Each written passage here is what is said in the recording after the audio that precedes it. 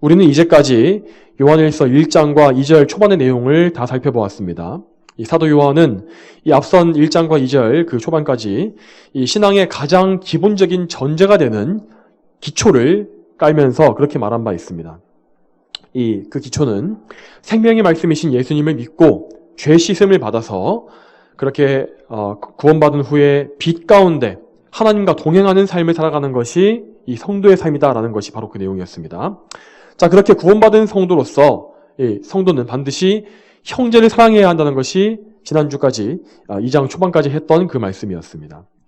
자, 그것이 먼저 나왔고 2장 15절부터는 이제 성도로서 세상을 사랑하지 말아야 한다라는 좀 더 강한 권면을 요한 사도가 하는 것을 볼 수 있습니다. 자, 그런데 그 권면을 하기 이전에 오늘 봤던 12절부터 14절까지 중간에 끼어있는 이 말씀에 다소 흐름에 맞지 않는 것과 같이 보이는 그런 내용이 갑작스럽게 삽입되어 있는 것처럼 보입니다. 자, 아마도 여기서 요한 사도는 조금 더 구체적인 내용을 다루고 강한 권면을 이어가기 위해서 그 전에 성도들을 먼저 좀 다독이고 격려해야 하겠다고 생각했던 게 아닌가 싶습니다. 그래서 그는 이 성도들을 세심하게 그들의 신앙 수준에 따라서 세 그룹으로 나누어서 그들이 이 편지를 받아서 읽고 있는 이유, 요한 사도가 이 편지를 그들에게 전해주는 그 이유를 다시 한번 상기시켜주고 있는 것입니다. 이렇게 함으로써 요한 사도는 이 성도들이 그들의 신앙 상태가 어떠하든지 간에 그의 편지를 읽고서 그 내용을 좀 더 잘 받아들이고 믿을 수 있도록 아주 섬세한 배려를 하고 있는 것입니다. 자, 12절부터 14절까지 요한은 성도들을 세 가지 호칭으로 부르고 있습니다. 자, 먼저는 자녀들 혹은 아이들이라는 이 호칭 하나가 있고, 그리고 둘째는 아비들, 그리고 마지막으로는 청년들, 이렇게 세 가지입니다. 자, 제가 이 말씀을 주의하기 위해서 읽어본 바로는 이러한 분류가 성도들의 영적 성장 정도를 말하는 것이라는 데에서는 주석가들의 의견이 일치되고 있었습니다. 다만 여기서 첫 번째 그룹인 자녀들과 아이들로 불리는 이 그룹이 무엇을 가리키는 것이냐에 따라서는 좀 이렇게 의견이 갈립니다. 자, 먼저 여기에 나오는 자녀들을 첫 번째 해석은 모든 성도들이라고 이렇게 해석하는 분들이 계십니다. 그런 분들은 이 요한 사도가 여기에서뿐만 아니라 요한일서의 다른 부분에서도 자녀들아, 아이들아 이렇게 부르면서 모든 성도들을 가리키고 있기 때문에 아마 여기서도 아마 똑같은 의미일 것이다 라고 해석하는 것이고, 반대로 여기 나온 이 자녀들이라는 이 표현을 영적으로 어린 성도들 이라고 해석하는 분들은 이 다른 그룹인 청년과 아비라고 부르는 이 그룹이 뭔가 연령대별로 이제 분리된 것을 볼 수 있기 때문에 그 분류 기준과 어울리게 하기 위해서 여기에 나오는 자녀들은 영적으로 어린 자들을 말하는 것이다 라고 해석하는 것입니다. 물론 양쪽 다 이 타당한 근거를 갖고 있습니다. 하지만 저는 여기에서의 문맥에 맞춰서 이 자녀들을 영적으로 어린 이 아이 상태에 있는, 영적으로 아직 신생한 상태에 있는 그런 성도들로 보는 해석을 따르고자 합니다. 자, 이 말씀처럼 교회 안에는 다양한 성도들이 존재하지만, 자, 그들 모두가 동일한 영적 성장 단계에 있는 것은 아닙니다. 자, 어떤 사람들은 거듭난 지 얼마 안 되어서 아직 영적 아기, 이 영적 유아의 상태에 있는 경우가 있고, 또 다른 사람들은 어느 정도 영적 성장을 이루어서 마치 사람이 성장한 것과 같이 건장한 청년과 같은 영적 수준에 이른 사람들이 있습니다. 또한 교회에는 비록 소수이긴 하지만 영적으로 장성한 분량에 이른 영적인 아비들도 있습니다. 자, 이런 성장 단계는 대체로는 이 신앙의 연수에 따라서 정해지기 때문에, 이 신앙의 연수에 따라서 드러나게 되기 때문에 대체로 어리거나 젊은 층에 있는 성도들이 영적 유아의 단계인 경우가 많이 있습니다. 그리고 청년과 중년의 나이, 그런 나이쯤에 있는 사람들이 영적 청년의 단계를 거치는 경우가 많고, 또한 영적으로 성숙한 영적 아비들은 노년에 있는 성도들인 경우가 대부분 많습니다. 그러나 이런 영적인 성숙도는 이 몸의 나이와 반드시 일치하는 것은 아닙니다. 누구나 다 똑같은 나이에 교회에 오는 것이 아니지 않습니까? 그렇기 때문에 그런 것이죠. 또한 여러분, 어떤 사람들은 이제 그런 것처럼 노인임에도 불구하고 아직 예수님 믿은 지는 얼마 되지 않아서 모든 말씀을 떠먹여줘야 하는 그런 영적인 아기인 경우도 있습니다. 몸은 노인이지만 영적으로는 아기인 것입니다. 또 어떤 사람은 어떤 경우에는 그가 오랫동안 믿었음에도 불구하고 영적으로 너무나 게으르고 나태해서 성장이 더뎌서 신앙 연수에 맞지 않는 영적 수준을 가진 경우도 있습니다. 또한 반대로 좋은 경우가 있죠. 그런 경우에는 영적인 성장이 특출나게 빨라서 젊은 나이에, 이미 어린 나이에 영적 아비들과 같은 성숙한 수준에 이른 그런 성도들도 존재합니다. 자, 성경에 보면은 다윗이나 사무엘이나 다니엘과 같은 다니엘 그리고 새 친구들을 보게 되면은 이 아주 젊은 나이에 이미 대단히 완숙한 믿음을 가지고 있는 것을 볼 수가 있습니다. 자, 이처럼 영적인 이 성숙함은 이 사람이 외모로 판단할 수 있는 것이 아니라 오직 하나님의 주권, 정말 성령님께서 사람을 인도하시는 것에 달려있다는 것을 우리는 알고 있어야 합니다. 또한 여러분, 우리가 이 세 부류의 성도들에 대해서 살펴보기에 앞서서 요한 사도는 이 편지를 받아 읽는 사람들에 대해서 한 가지 기초 전제를 깔고 있다는 것을 우리가 알고 있어야 합니다. 자, 그 전제가 무엇일까요? 그것은 바로 거듭남입니다. 자, 비록 영적으로는 신생아와 같은 성도라 할지라도 이제 막 거듭나서 어머니의 젖을 빨아야 하는 그런 상태에 있다 할지라도 그는 하나님의 주권적인 은혜로서 성령님의 사역을 통해 거듭난 사람인 것입니다. 자, 요한은 바로 이 거듭남, 이 성령님을 통해서 영적인 새로운 출생, 중생을 경험한 성도들만이 자신이 쓰는 편지의 내용을 알고 믿고 순종할 수 있다고 말하고 있는 것입니다. 아무리 영적으로 어리고 연약한 성도라 할지라도 그가 거듭났기 때문에 그는 하나님의 은혜로 말미암아 반드시 천국에 들어갈 것입니다. 하나님께서 거듭나게 하셨다는 것은 그가 하나님의 언약 안에, 하나님의 선택 안에 있음을 말하는 것이기 때문입니다. 그러나 반대로 평생 동안 주님의 교회 안에 있고 또 그래서 교회의 집사요, 장로요, 심지어 목사로 사역했다 할지라도 거듭나지 못하면 그는 결코 천국에 들어갈 수 없는 것입니다.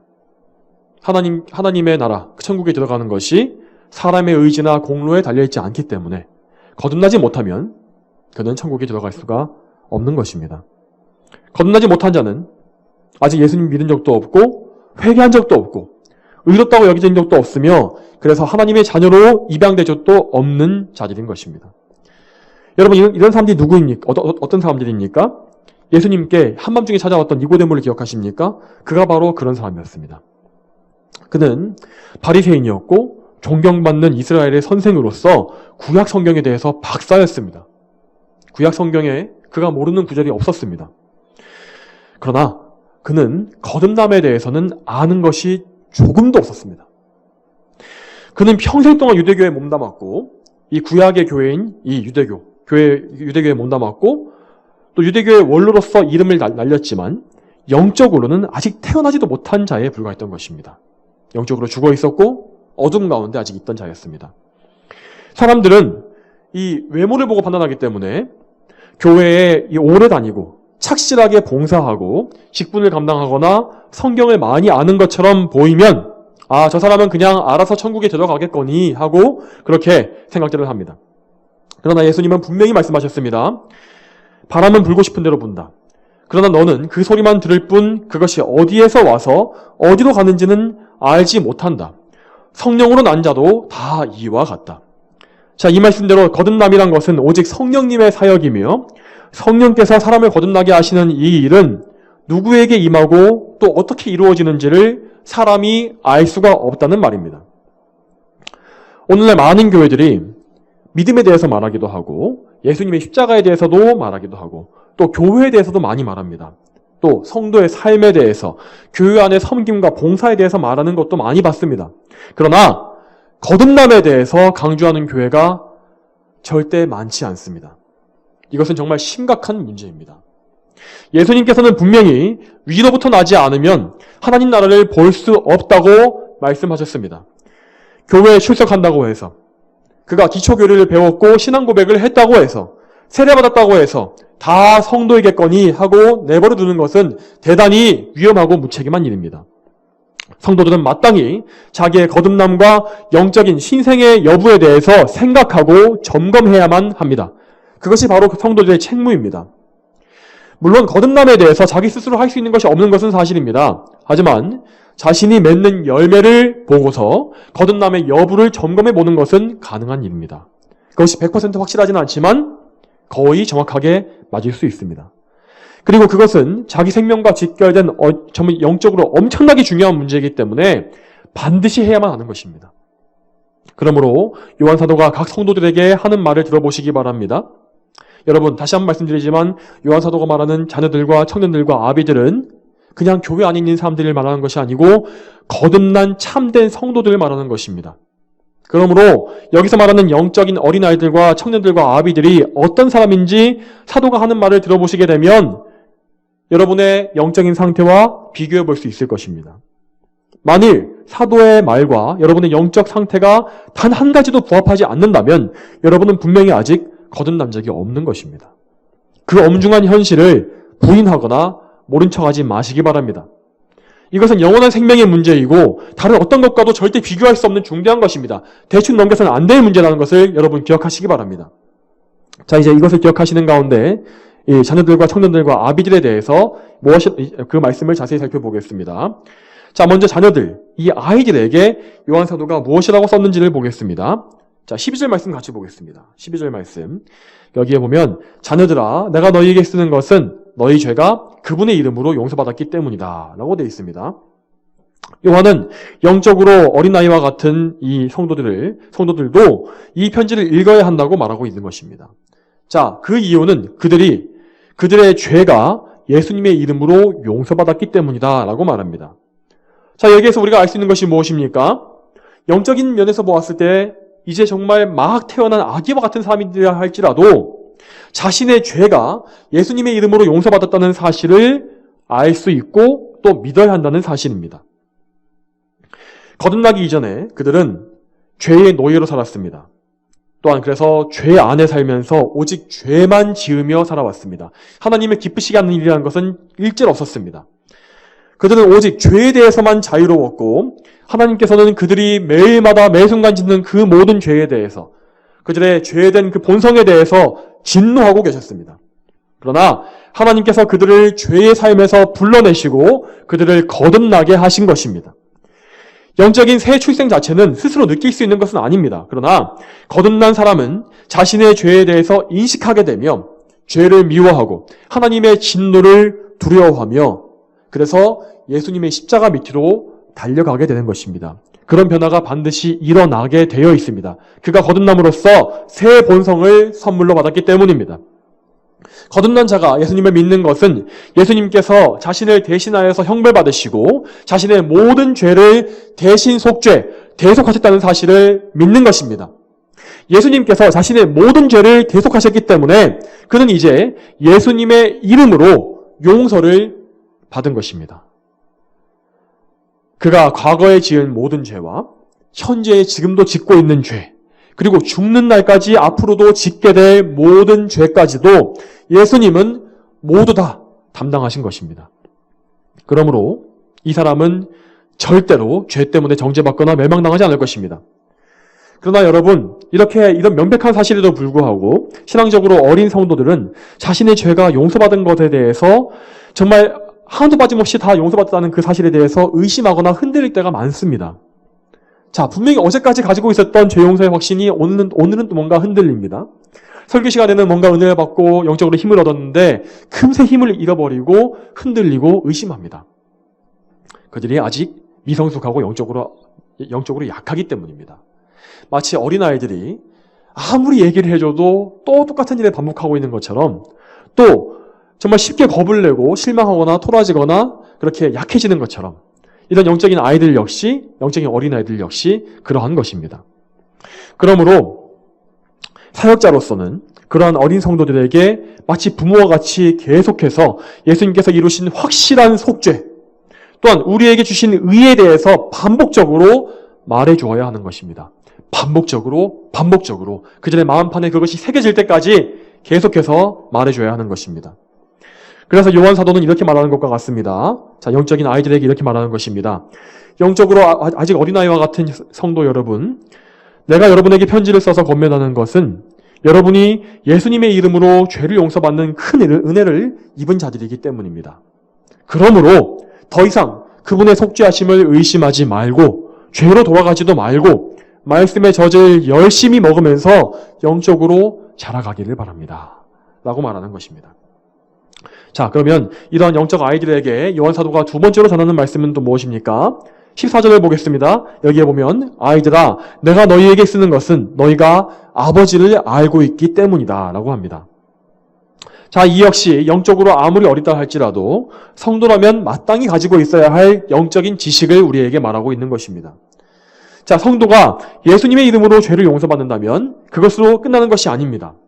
죄를 씻어놓고 그대로 남겨두는 것은 마치 더러운 옷을 휙 벗겨놓고 몸은 깨끗이 씻어서 말켜놓았는데 그냥 알몸 상태 그대로 내버려두는 것과 같습니다.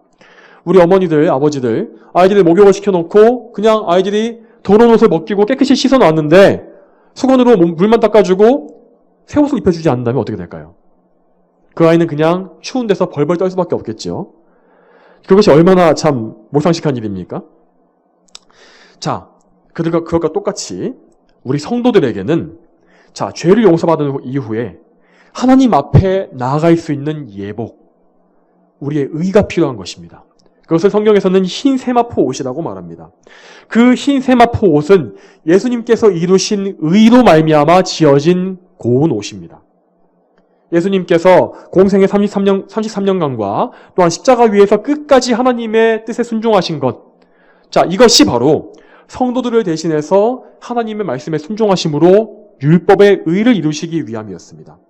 이 예수님의 의가 용서받은 성도들에게 전해지면 그들은 하나님의 법정에서 완전한 무죄요 또한 의를 입은 자, 의로운 자로 선포되는 것입니다. 또한 이렇게 의롭다 여김받은 자들은 하나님의 자녀로 입양됩니다. 왜냐하면 그들이 의롭기 때문에 이제는 버림받은 사생아가 아니라 하나님의 자녀, 하나님의 가족이 되는 것입니다. 그러므로 성도들은 이제 하나님을 아빠, 아버지라고 부를 수가 있는 것입니다. 이러한 놀라운 권한은 죄를 용서받은 성도라면 누구나 다 누릴 수 있는 것이기 때문에 사도 요한은 영적인 어린아이들에게도 이와 같이 말하고 있는 것입니다. 영적으로 어린아이 같은 성도 여러분은 예수님의 이름으로 죄 용서받고 의로 옷 입었기 때문에 하나님의 자녀로 받아들여졌습니다. 여러분은 이제 하나님을 영원한 아버지로 알고 모시는 사람들입니다. 여러분이 그러한 놀라운 신분을 가지게 되었고 그렇게 놀랍게 하나님께 받아들여졌다면 여러분은 반드시 내가 쓰는 편지를 읽고서 믿음으로 받아들일 수가 있을 것입니다. 라고 말하는 것입니다. 자, 그러면 다음 단계로 넘어가겠습니다. 요한 사도는 영적인 어린아이 다음에 영적으로 성숙한 아비들에 대해서 먼저 말하고 있습니다만은 저는 여기에서 먼저 영적인 어린아이 다음 단계에 있는 영적인 청년들에 대해서 먼저 살펴보도록 하겠습니다. 자, 영적 청년들에 대해서 그 당부한 말씀이 13절과 14절 말씀에 두 번 나옵니다. 먼저 13절 후반부에 이렇게 나와 있습니다. 청년들아, 내가 너희에게 쓰는 것은 너희가 악한 자를 이겼기 때문이다. 그리고 14절 후반부에 청년들아, 내가 너희에게 쓰는 것은 너희가 강하고 하나님의 말씀이 너희 안에 있으며 그 악한 자를 이겼기 때문이다.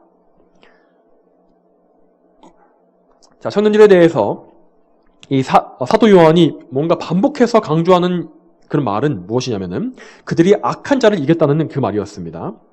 자, 이 악한 자가 누구입니까? 그는 바로 우리 성도들의 원수, 철천지 원수인 마귀를 말하고 있습니다. 자, 영적인 청년들은 이와 같이 마귀와 싸우는 자들로서 그리스도의 영적 군사로 소집된 부름받은 자들입니다. 자, 어린아이가 젖을 먹으면서 자라다가 나중에는 단단한 음식을 먹으면서 성장해 가는 과정을 한번 생각해 보시기 바랍니다.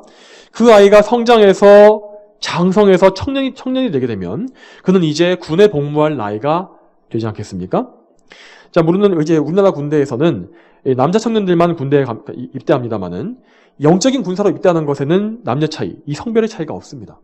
모두가 주 안에서 형제든지 자매든지 간에 청년으로서 이 영적인 분량에 이르게 되면 하나님의 군대에 소집되게 되는 것입니다. 이 영적인 청년들은 교회 안에서 각자의 분량대로 열심히 섬기는 소임을 감당하는 자들입니다. 교회 안에 각종 섬기는 일을 감당하고 목회자를 열심히 도우며 때로는 굳은 일도 마다하지 않는 그런 자들입니다. 마치 허리가 튼튼해야 사람이 힘을 쓸 수 있는 것처럼 이 교회 안에도 영적으로 강건한 청년들이 많을 때에 열정적이고 힘이 넘치는 교회가 될 수 있는 것입니다. 이 사도 바울은 영적인 아비로서 그의 사역과 삶이 다 끝나갈 때쯤에 그 당시에 영적인 청년기를 보내고 있었던 젊은 디모데에게 다음과 같이 권면하고 있습니다. 디모데후서 2장 3절과 4절에 너는 그리스도 예수님의 좋은 군사로 나와 함께 고난을 받아라.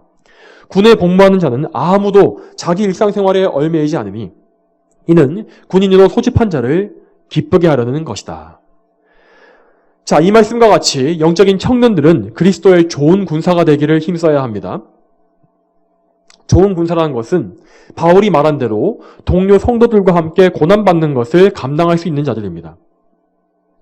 그들은 마치 건장한 소가 멍에를 메고서 밭을 가는 것과 같이 그리스도의 멍에를 질 수 있는 힘이 있는 자들입니다. 예레미야 애가 3장 27절에 말한 것과 같이 성도들은 영적인 청년기에 멍에를 메는 것이 그들의 훈련에 있어서 좋은 것이라는 사실을 알고 있어야 합니다.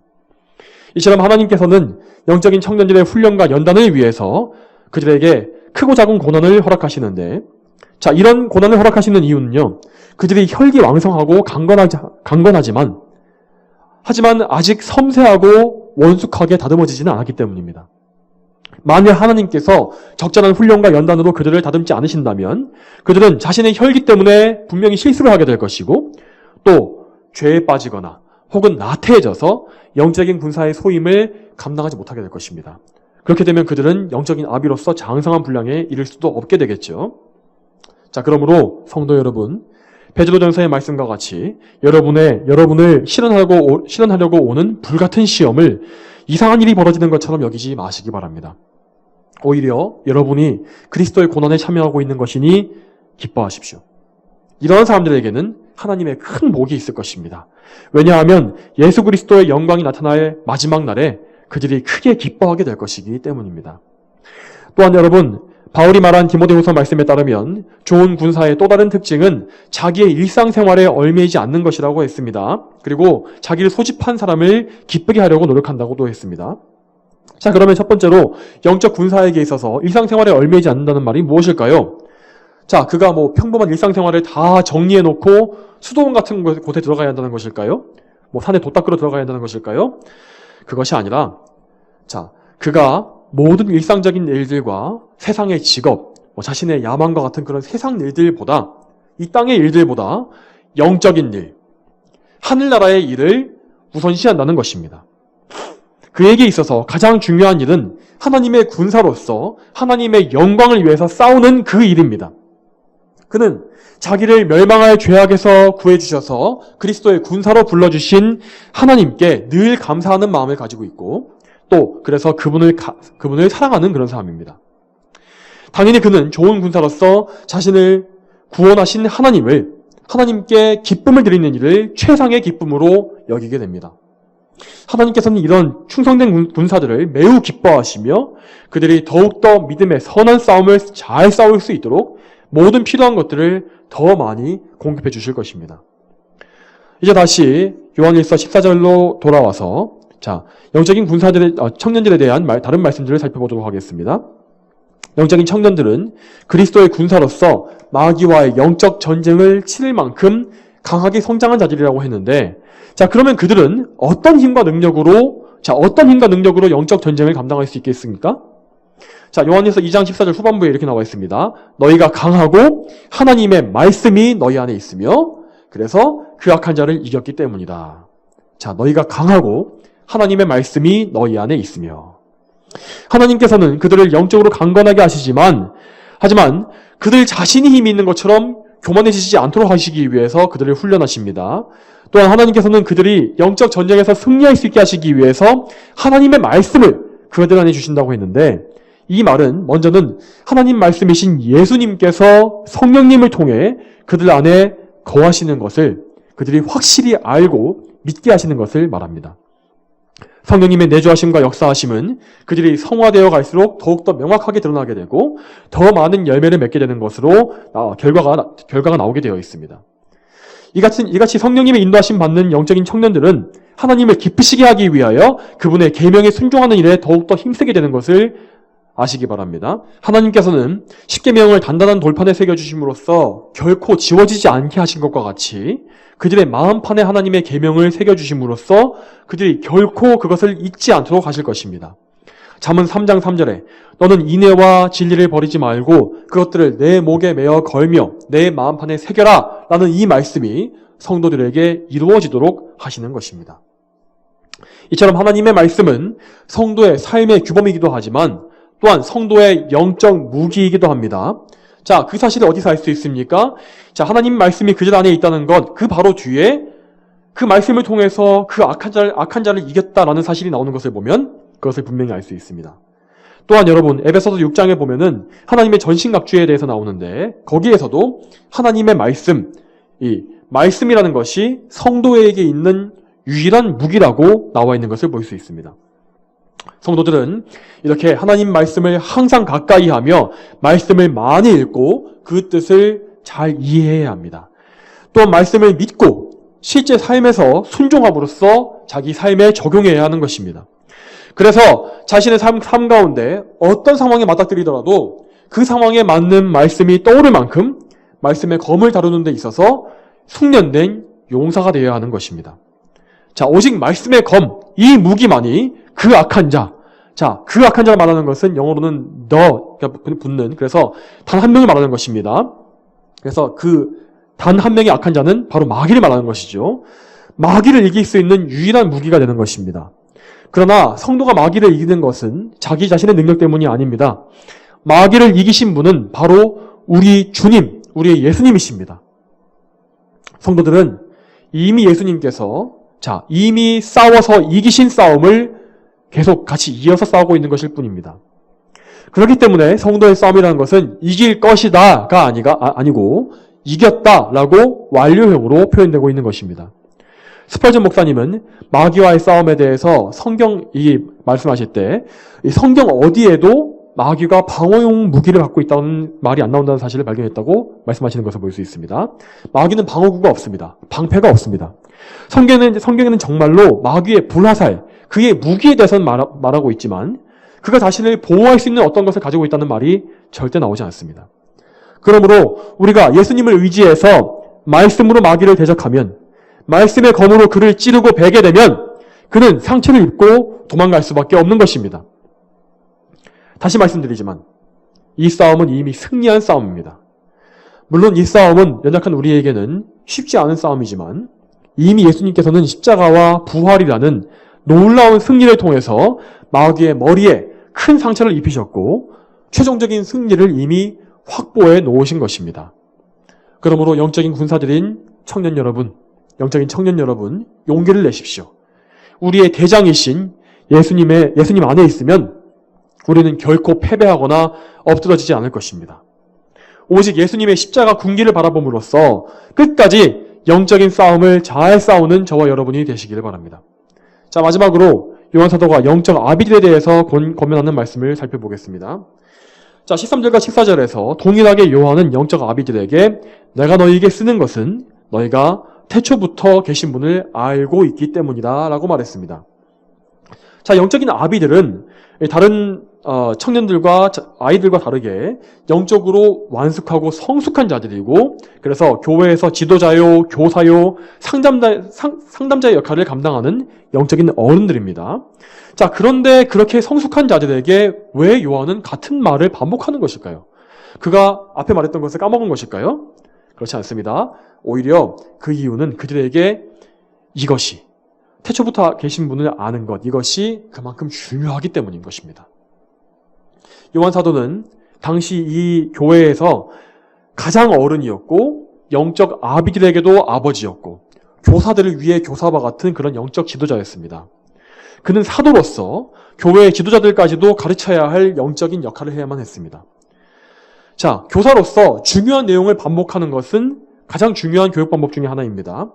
그래서 요한은 그 방법을 활용해서 교회의 영적 어른들에게 권면하고 있는 것입니다. 중요한 내용을 반복함으로써 그들의 마음에 새겨주는 것입니다. 그러면 요한이 말하는 태초부터 계신 분을 아는 것은 무엇을 말하는 것입니까? 자, 먼저 여기에서 태초부터 계신 분이라는 것은 예수님을 말하는 것입니다. 물론 성부 하나님과 성령님 역시 태초부터 언제나 계신 분입니다.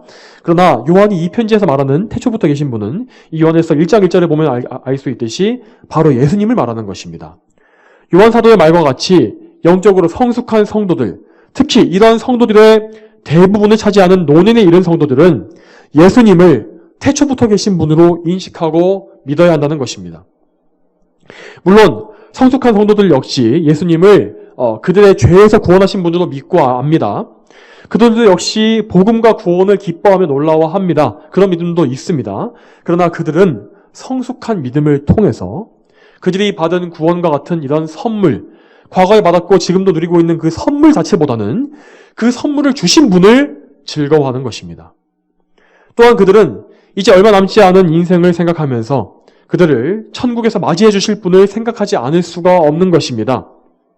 요한계시록 22장 13절에 예수님께서는 자신을 알파와 오메가이고 처음과 마지막, 시작과 끝이라고 말씀하셨습니다. 이처럼 예수님께서는 태초부터 계신 분이시며 만물의 시작을 정하시는 분이십니다. 또한 만물의 마지막도 그분에게 있습니다. 예수님은 성도들에게도 시작이요 끝이십니다.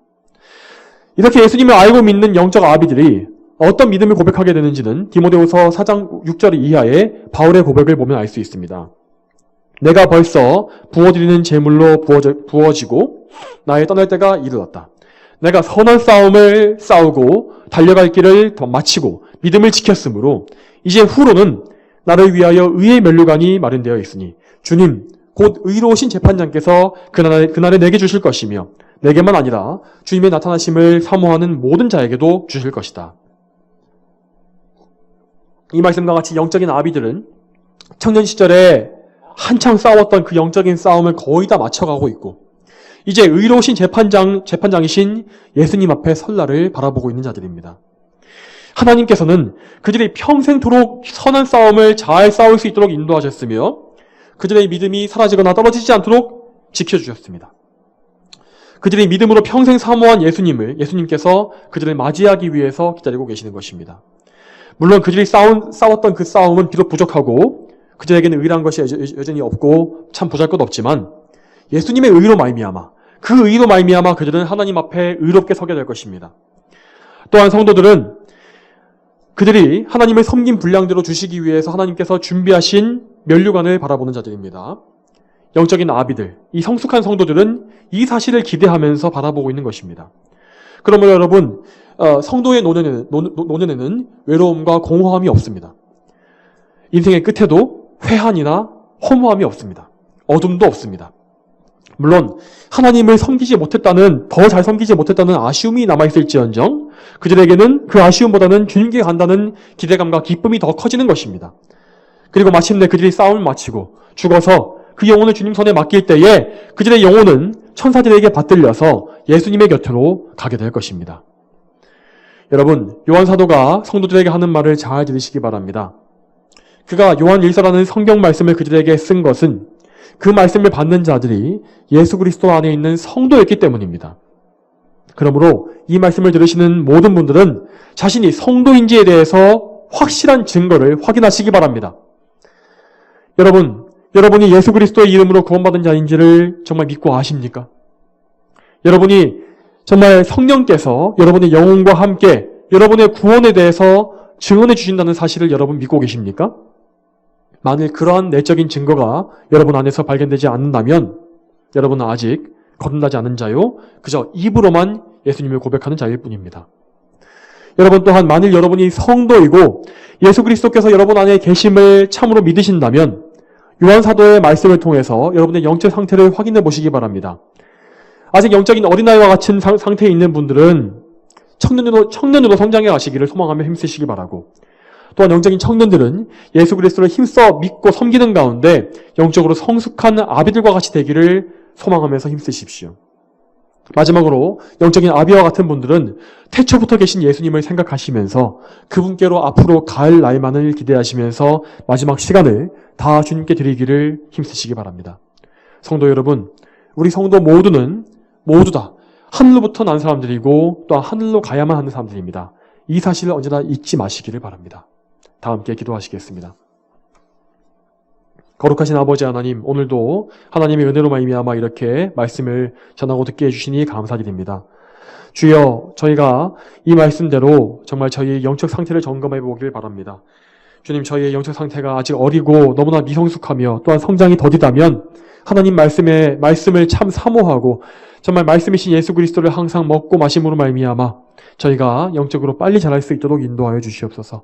그래서 이 교회에서 하나님의 영적인 군사로서 소집되어 정말 하나님을 위해 싸우며 정말 하나님을 열심히 섬기는 자들이 될 수 있도록 인도해 주시길 원합니다. 또한 우리가 정말 영적인 아비가 되어서 정말 영혼들을 가르치며 이끌어주고 또한 교회를 항상 정말 위하여서 기도하기를 힘쓰고 또한 마지막 그날 예수님을 바라보고 예수님을 만나게 될 그날을 사모하면서 살 수 있도록 또한 인도해 주시기를 소망합니다. 감사드리오며 예수님의 이름으로 기도 올렸습니다. 아멘.